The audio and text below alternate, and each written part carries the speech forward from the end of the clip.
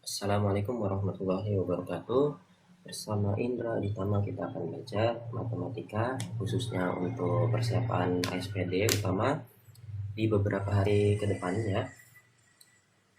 Kita akan membahas soal tryout MKKS Kabupaten Bantul beberapa waktu yang lalu. Ini sudah video yang keempat, kita bahas nomor 31 sampai dengan 40. Jadi ini yang 4 terakhir ya. Oke, kita langsung saja. Tapi sebelum itu mari kita awali dulu kegiatan untuk belajar dengan doa bersama menurut agama dan keyakinan masing-masing. Semoga kita dilancarkan, dimudahkan dalam setiap urusan, terutama untuk SPD kita besok ya. Berdoa dipersilahkan. Berdoa selesai. Oke, kita lanjut. Nomor 31, perhatikan gambar. Sebuah poster PQRS ditempel pada bingkai KLMN. Jika poster dan bingkai sebangun, panjang PS sama dengan 48 dan PQ sama dengan 60. Perhatikan pernyataan berikut.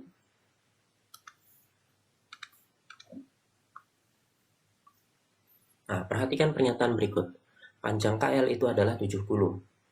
KL berarti yang ini ya. Nah, kita tahu ukurannya PQ itu kan 60. Ya kan? Berarti 60 untuk mencari KL itu adalah 60 tambah 5 tambah 5. Jadi pernyataan 1 benar. 60 tambah 5 65, 65 tambah 5 70. Sedangkan LM ini berarti pernyataannya salah. Kita lihat di sini ya. Nah, kalau pernyataan 1 benar berarti otomatis pernyataan 2 kan salah di sini. Ya kan? Jadi yang benar berapa? Karena kita perlu juga nilai X-nya, ya kan? Nah, kita cari dulu LM, itu adalah LM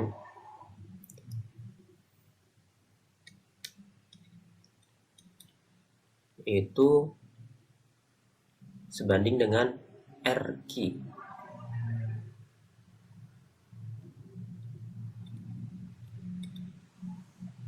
Sama dengan PQ, balik lagi yang KL, LM itu kan ada pada bingkainya, ya kan? Maka kita balik lagi ke si bingkai untuk bagian atas, itu yang di atas KL, kemudian balik lagi yang ke PQ. Nah, seperti ini perbandingan yang sesuai. LM yang kita cari, RQ-nya itu adalah 48. RQ itu kan sama dengan PS ya, sama dengan KL-nya. KL-nya kita punya 70 tadi. PQ-nya itu adalah 60. Nah, ini bisa kita coret nolnya 7/6 sehingga LM itu adalah 7/6 dikali 48. Ini kita bagi, hasilnya adalah 8. 8 dikali 7 itu adalah 56. 56. Nah, berarti panjang X itu adalah berapa nih?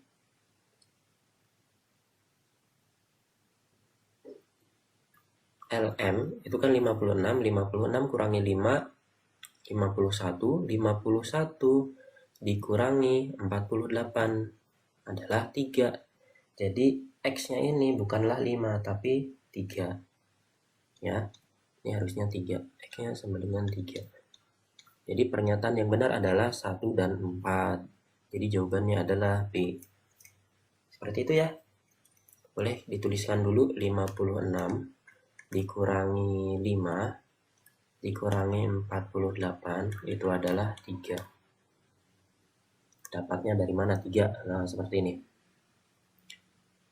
Lanjutkan nomor 32. Menaksir lebar sungai. Sekelompok regu pramuka penggalang mengikuti ujian SKU penggalang terap untuk menaksir lebar sungai dan seterusnya. Maka taksiran lebar sungai tersebut adalah berapa? Nah, di sini ada keterangan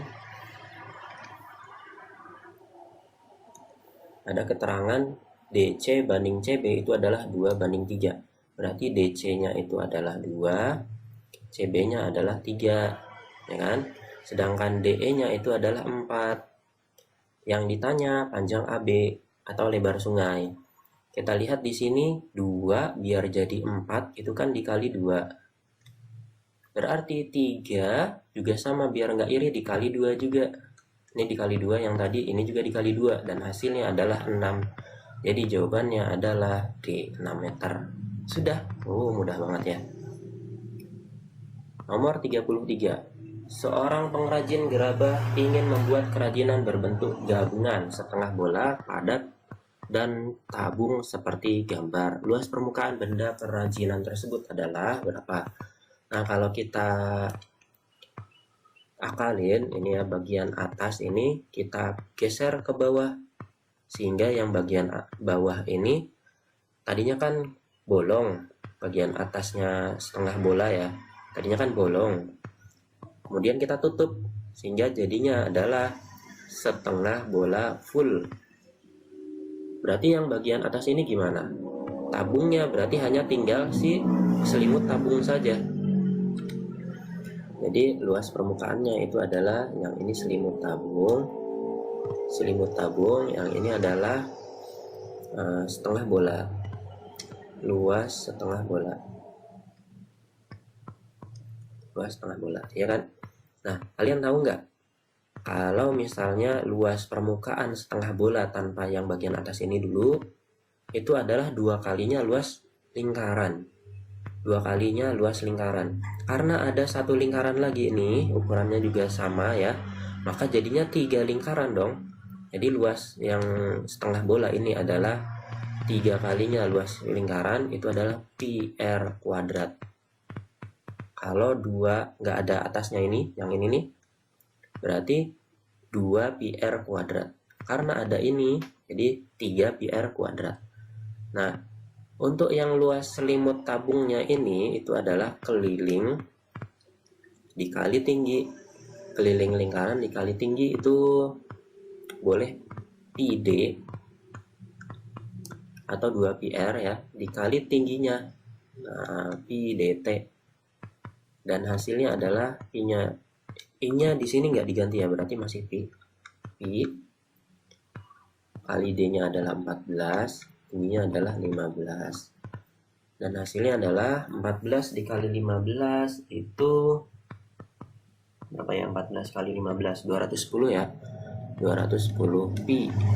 Oke, untuk yang luas selimut tabungnya. Kalau yang luas bola itu adalah 3 dikali pi dikali r nya, ini kan jari-jarinya 24 dibagi 2, 12 ya. Jadi 12/2. Hasilnya adalah 3 kali pi kali 144. 144 dikali 3 itu adalah 432 ya. 432 pi. Nah, sedangkan luas totalnya itu adalah 210 pi ditambah 432 pi sama dengan 642 pi. Jadi jawaban yang benar adalah C, 642 pi. Nah, seperti itu. Nomor 34. Perhatikan gambar. Sebuah wadah berbentuk gabungan tabung dan setengah bola. Wadah tersebut berisi air dan diletakkan seperti posisi 1. Nah, seperti ini. Jadi bagian bawahnya ini itu adalah bentuknya setengah bola ya. Jika wadah tersebut diberi tutup kemudian dibalik menjadi posisi 2, tinggi cairan dalam wadah pada posisi 2 adalah berapa? Ini yang kita perlu fokuskan itu adalah pada bagian ini ya. Nah, ini kan. Nah, ini kan ada setengah bola. Kalau untuk yang tabung sendiri ini nggak usah dihitung-hitung lagi. Tingginya mesti 28 ya kan. Kalau dibalik ya masih 28. Yang jadi masalah adalah kita konversikan yang setengah bola ini dalam bentuk tabung. Masih ingat nggak konsepnya untuk dari bola ke tabung itu? Dari bola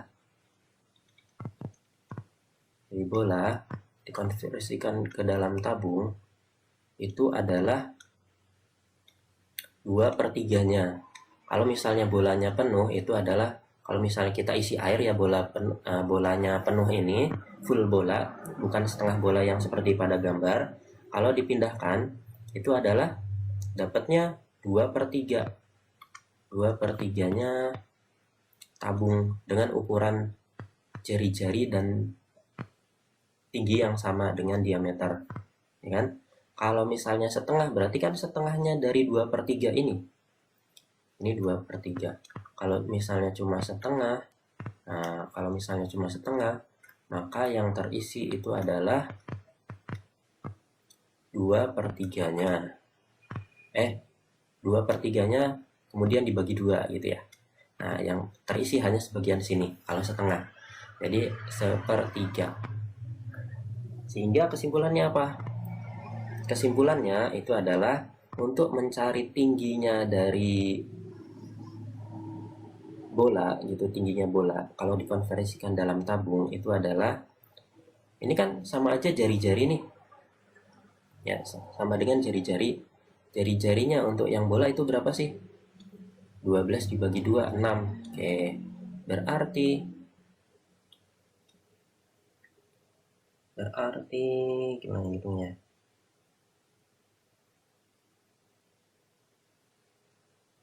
Oh, jangan dilihat dari jari-jari ya. Karena untuk yang tingginya tabung ini kan sama dengan diameter, ya kan? Diameternya itu adalah 12. Sehingga untuk yang sepertiganya diameter itu adalah, sehingga T-nya itu adalah 1/3 kali 12. Coret-coret, 12 bagi 3 adalah 4. Jadi tingginya tambahan itu adalah 4. Tadinya 28, kemudian ditambahkan 4. Jadi hasilnya adalah 28 ditambah 4, itu hasilnya adalah 32. Jadi jawabannya adalah B. Oke, mudah-mudahan ini cukup membantu ya penjelasannya untuk soal nomor 34. Pengkonversian antara bola ke tabung gitu. Oke, kita lanjutkan untuk soal nomor 35.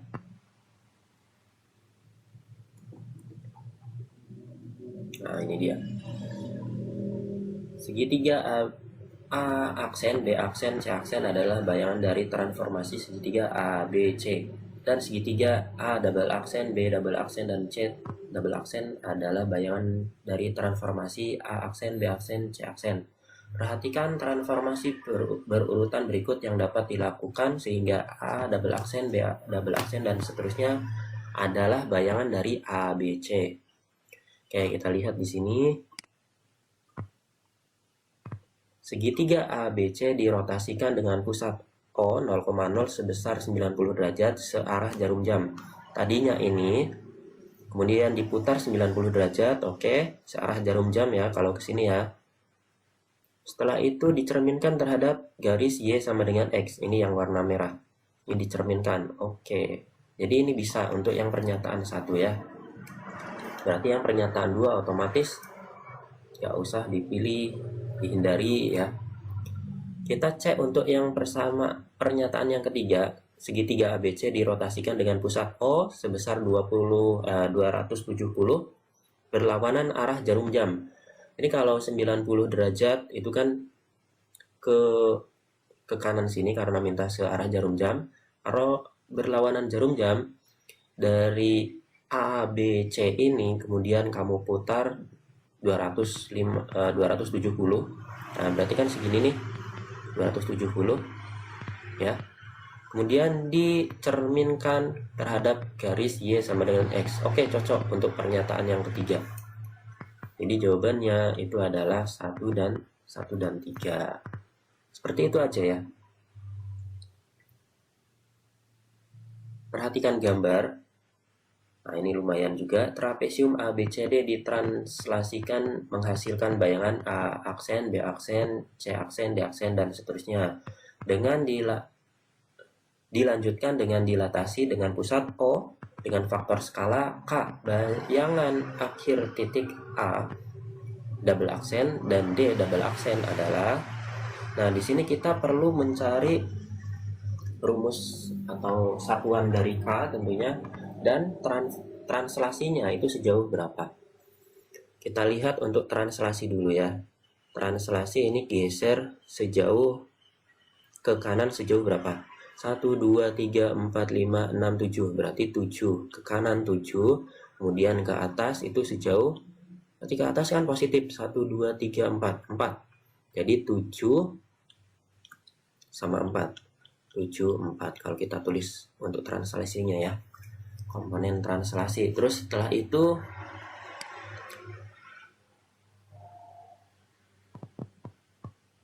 dilatasinya gimana? Nah, dilatasinya gimana? Dari C ke C aksen, kemudian dari C aksen ke C double aksen. Ini harusnya bukan F ya, tapi O 0,0 ya. Nah, kalau kita buatkan garis ya, buatkan garis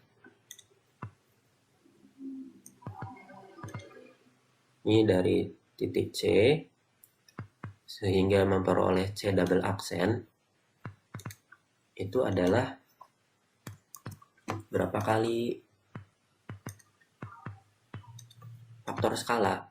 Nah, ini kalau misal kita bagi itu kan hasilnya 3 nih. Kalau dibagi nih, kok dapat 3 dari mana? Nah, ini kan dari patokannya itu dari O C aksen sama O C double aksen. Kalau misalnya O C aksen itu kan ada berapa satuan sih? 1, 2, 3, 4. 4. Ada 4 yang agak miring ini. Kalau dari O ke C double aksen itu adalah 2 kalinya 4 tadi, 4 satuan. Untuk menentukan rumus faktor skala, coba diingat-ingat. Misalnya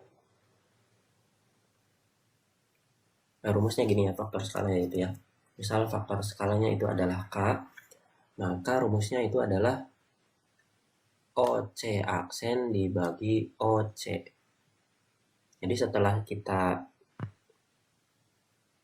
translasikan, kita dilatasikan dibagi dengan sebelum kita dilatasikan. Nah, untuk yang kasus ini itu dia itu berlawanan arah. Karena berlawanan arah, maka hasilnya nanti negatif. Jadi OC ini yang pertama OC double aksen ya. OC double aksen, OC aksen ini sama aja sih. OC double aksennya itu kan ada dua tahapan nih, 1, 2. Jadi yang bagian atas itu 2 min 2 per, karena tadi berlawanan arah, per 1. Ini satu satuan, satu kotak ini 4 satuan gini ya, tapi dihitungnya jadi 1 karena ini ya, karena ini kita hitungnya satu paket gitu ya. Satu paket terdiri dari 4 kotak. Nah, sedangkan yang dari sini O ke C double aksen itu adalah ada 2 paket dari 4 kotak ini, ya kan? Sehingga dapatnya 2. Kalau yang ini 1, jadi 2 per 1. Dan hasilnya untuk faktor skalanya adalah min 2. Nah, kita udah punya rumusnya tuh. Tinggal dimasukkan ke A aksen untuk menjadi A double aksen. A-nya mana sih? A-nya titiknya adalah min 4 sama 2. Berarti min 4,2. Oke, kita rubah. A aksen A min 4,2 ya. Kemudian kita translasikan 7, 4. Translasi.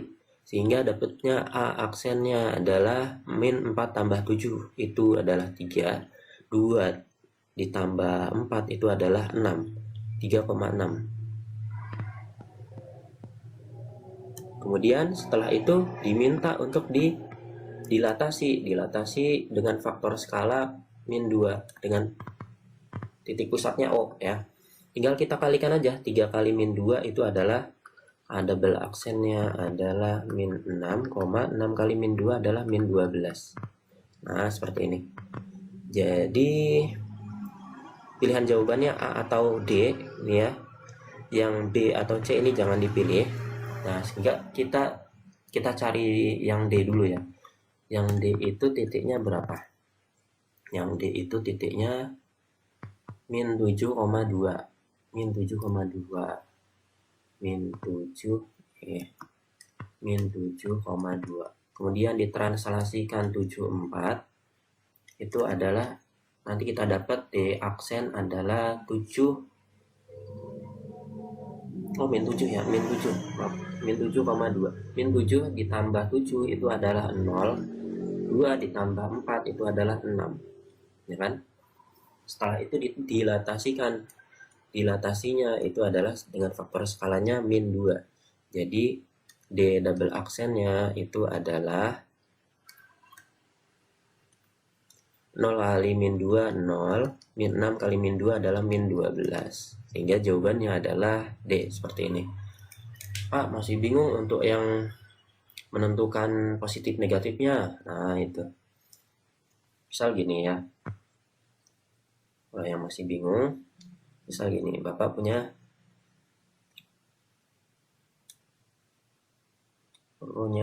ini 4 satuan ya, 1, 2, 3, 4. Ini kita anggapnya jaraknya sama. Kemudian faktor pusat dilatasinya O ini adalah hasil dilatasinya. Ini adalah asalnya, titik asalnya. Ini kan berlawanan arah. Kalau berlawanan arah, nanti faktor skalanya adalah negatif. Ini satu satuan kan? 1. Yang ini 2 satuan. Sehingga nanti karena kita tahu rumusnya OA aksen dibagi OA, dan hasilnya adalah min OA aksennya kan 2 satuan. Jadi 2/1 atau sama dengan min 2. Gimana kalau seperti ini? 1, 2, 3, 4, 5. Misalnya O-nya di sini ya. O-nya di sini, A-nya di sini, A aksennya di sini. Nah, ini kan searah nih, ke kanan semua. Ya kan? Jadi O-nya itu sebagai titik pusatnya. Jadi faktor skalanya itu nantinya positif karena dia searah. O aksennya hasilnya berapa? 1, 2, 3, 4, 5, 6. 6, Pak. Jadi ini 6. Kita tulis dulu OA aksen per OA. Ingat positif sama dengan OA-nya tadi 6. OA aksennya itu 6. OA-nya itu adalah 2. Nah, 6 dibagi 2 adalah 3. Jadi faktor skalanya 3. Seperti itu ya. Nah, itu dia untuk penjelasan menentukan faktor skala. Lumayan. Nomor 37.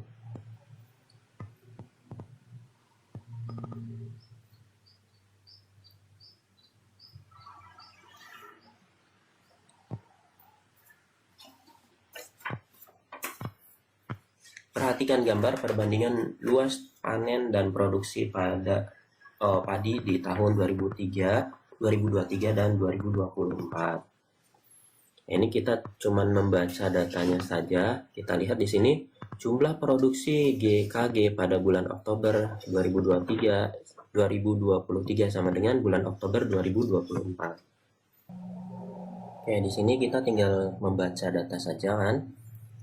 Jumlah produksi GKG pada bulan Oktober 2023 sama dengan bulan Oktober 2024. Jumlah produksi ya. Nah, produksi berarti yang garis hijau sama hijau tua ini. Bulan Oktober. Yang hijau muda itu adalah yang 2023, sedangkan yang warna hijau tua itu adalah yang 2024. Katanya sama, di sini aja terlihat bedanya ya. Kalau kita lihat dalam tabel juga, ini yang warna hijau muda 3,80, sedangkan yang warna hijau tua itu adalah 4,56. Hingga jelas berbeda, tidak sama. Jadi pernyataan satu ini kita anggap salah. Jadi yang ada pernyataan satunya jangan dipilih ya. Kemudian luas panen padi terbesar terjadi pada bulan April tahun 2024. Panen luas panen 2024. Oke, ini panen berarti yang persegi panjang atau kotak ini ya, yang coklat tua. Yang coklat tua bulan April, kita lihat ini kan terlihat paling tinggi sendiri ya. Kalau kita lihat dari tabelnya itu adalah 1,71, yang lainnya 1, kurang dari 7. Adanya 0,72, beda ya, mana lebih sedikit. 1,71 itu paling tinggi, sehingga pernyataan yang ketiga itu kita anggap benar. Sehingga jawaban untuk soal nomor 27 itu adalah C, 2 dan 3. Nah, seperti itu ya untuk membaca diagram, membaca data yang disajikan oleh Badan Statistik. Kita lanjut untuk soal nomor 38. Perhatikan tabel, nilai frekuensi. Diketahui rata-rata asesmen sumatif data tersebut adalah 78. Nilai X-nya adalah 2. Oke, di sini mungkin kita misalkan X-nya itu masuk dalam tabel ya. Kalau kita jumlahkan 2 tambah 2, 4. 4 tambah 3 itu 7. 7 tambah 2 itu 9. X-nya kita ganti 2 tadi. 9 tambah 1, 10. Wah, ini angkanya bagus nih, bisa jadi X-nya beneran 2. Kita coba cek ya, ini kita simpan dulu. Ini kita misal 2. Kok bisa gitu Pak? Kok nggak 3? Kalau 3 kan nanti jumlahnya jadi 11. 11 itu angkanya jelek, nggak enak, ya kan? Kalau misalnya ini kurang yakin, bisa kita cek, mencari rata-ratanya. Apakah benar 78? Ini kita kalikan. 60 kali 2 120, 70 kali 2 140, 80 kali 3 itu 180 ya. 90 kali 2 itu adalah 180 juga. Dan yang terakhir 100 kali 1 itu adalah 100. Ini kalau kita jumlahkan 120, 140, 180, 180. 8 kali 3 240 ya. Nah, sesat nih. Ini terlalu cepat ngitungnya. Nah, ini 3 kali 8 itu 24 ya harusnya ya. Nah, 24 0. Nah, gini. Ini kalau dijumlahkan hasilnya adalah 780.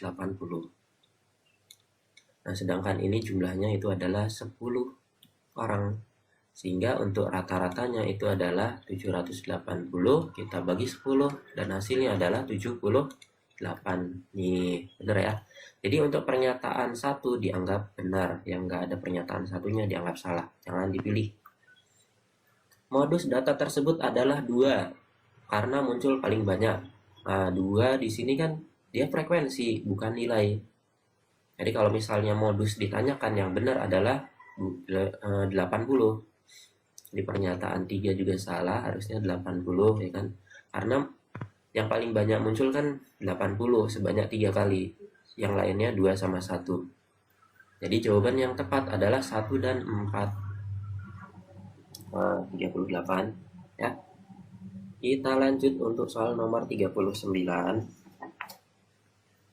Nilai rata-rata asesmen sumatif matematika dari 20 siswa adalah 65 jika ditambahkan sejumlah siswa yang telah mengikuti ujian susulan dengan rata-rata 75.